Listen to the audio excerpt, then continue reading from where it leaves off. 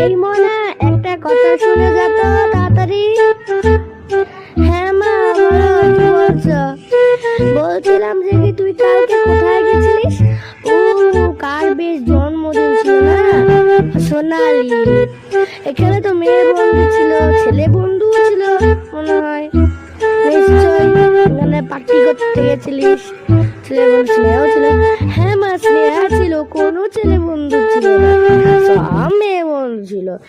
স্নেহা ছিল, তার বার্থডে ছিল, সোনালি সেও ছিল, একটাও ছেলে বন্ধু ছিল না, একটাও না। ও, তাই বুঝি। কালকে স্নেহা ফোন করেছিল, মানে স্নেহার মা।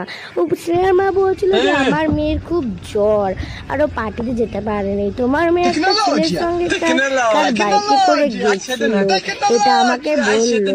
এটা কি তুই ছিলিস? তাই বলছিল স্নেহার মা। আমি তাই বুঝি যে এটা তো আমার মেয়ে হতেই পারে না। আমাকে স্নেহার মা বললো যায়নি, ও খুব জ্বর ছিল, তার জন্য যায়নি।